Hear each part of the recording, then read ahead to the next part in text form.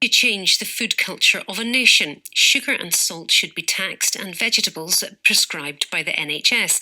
They're just two of the suggestions being made by an independent review of food policy in England, which has been released this morning. So is it something that we should be looking at in Scotland too? Well, Pete Ritchie is a director of Nourish Scotland, which is part of the Scottish Food Coalition, and Julie Lynn is a chef and restaurateur. Morning to both of you. Morning. Good morning. Pete Ritchie, what do you make of this report that's come out today? Well, I mean, it's great that England's getting on with the national food strategy, and it's clear that this is about England for the most part. Scotland was ahead, and now we've slipped behind, so we really need to get on and pick up the Good Food Nation bill, which unfortunately didn't get through in the last Parliament. So it's a real, it's really good that England's moving forward on this, and as I say, Scotland needs to not just move forward, but actually go further in the work we need to do. Well, we heard there that some of the recommendations include sugar and salt being taxed, vegetables being prescribed by the NHS. What else is in it? There's lots in it, and those are the headline things, obviously. There was a lot of stouty about meat being taxed, was floated earlier on, and they've discounted that, understandably. The more important things in many ways are some of the structural things about governance. They're proposing a good food bill from 23, like our Good Food Nation bill, but probably not as broad or as wide-ranging. But they're also proposing mandatory reporting by food businesses on what they sell, which is a really good step forward.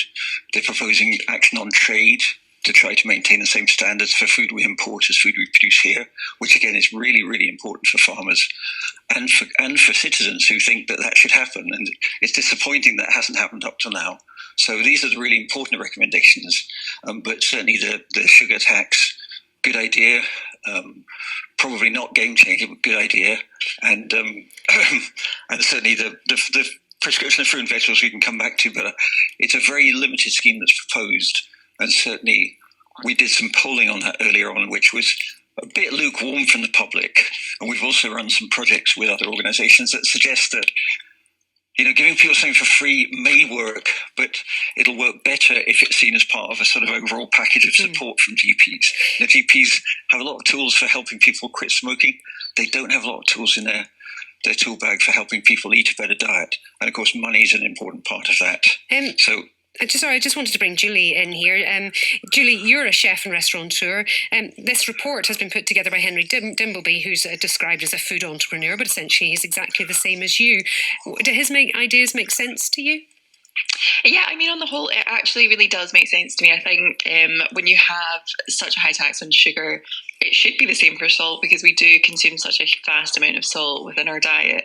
I think this obviously goes quite strongly for processed foods as well. So hopefully that could, my fear is that this would get kind of substituted for other things that we don't know about. And I think it's all about knowing what's going into our food. Yeah, there are calls for food to be put on the national curriculum again in England. Is that helpful, just teaching people how to cook and start from basics? I think actually that's my kind of strongest point for this. I think that if we start off educating people at a very young age about what they're eating, what they're consuming, their kind of nutritional parts of their diet, it will make such a vast difference to how we choose food in menus in restaurants, how we choose the food that we take in the supermarkets. So yeah, I think it all starts off with curriculum, and I think in Scotland, as far as I'm aware from talking to our kind of local schools here in Glasgow, there's a lot more funding that needs to go into these kind of home economic classes to educate kids further. And what about the idea then of making food production more sustainable in terms of farming? Did you want me to comment on that? Yeah, go for it, Pete.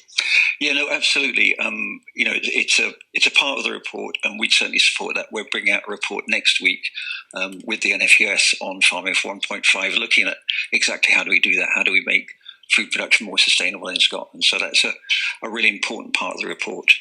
When we talk about making food production more sustainable, are we just talking about reducing the amount of meat production? No, we're not just talking about that. And as it says in the report, but we'll say in more detail in our report next week, there's a lot of those farmers can do and are doing in Scotland to reduce the greenhouse gas impact of the way they produce food. There's new technology. There's also just best practice and making sure that all farmers sort of get with the program and do what the best people are doing in terms of shifting towards a more agroecological approach, reducing nitrogen use, using good breeding strategies, improving animal health. There's all sorts of things you can do to reduce the impact of food production. And it's really important that the new agricultural scheme in Scotland supports that more sustainable food production.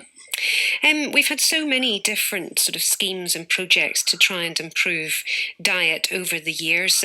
This report suggests that close to £1 billion needs to be spent to create long-term change over the years. How do you think, Julie, we should best come up with an idea that actually sticks? Because in order to make food production more sustainable, I suppose it's all about demand. We need to change our diets. Absolutely. I think we have such a high demand for things like processed foods, for kind of ready-made foods in our country. And I wonder if we follow the food kind of processes of other countries that maybe rely on their kind of vegetables and kind of fish a lot more around the kind of places that we've got, which we have in abundance in Scotland.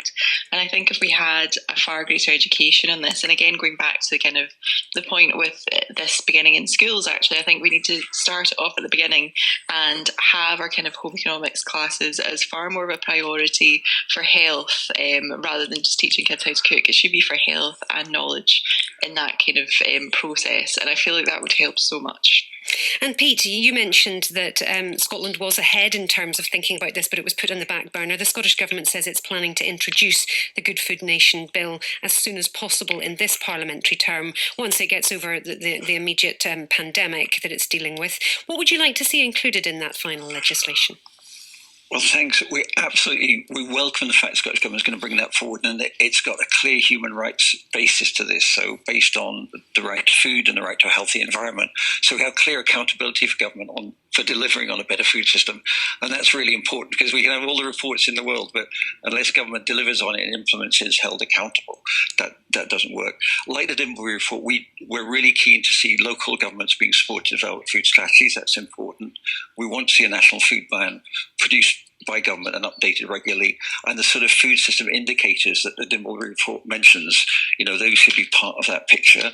We want to see a statutory food commission to monitor how we're doing on all those things, help hold the government to account, and we want to see some really clear targets on things like reducing childhood obesity and reducing food insecurity and improving workers' rights in particular, and also on the marine environment, where this report doesn't say a lot. I mean, he acknowledges he doesn't say much on it, but Scotland's mostly sea, and we could do a lot more with improving the sustainability of the way we manage our oceans too. Thank you very much indeed to both of you for joining us this morning. Peter Ritchie there, the Director of Nourish Scotland, and Julie Lynn, who's a chef and restaurateur. We're talking about GP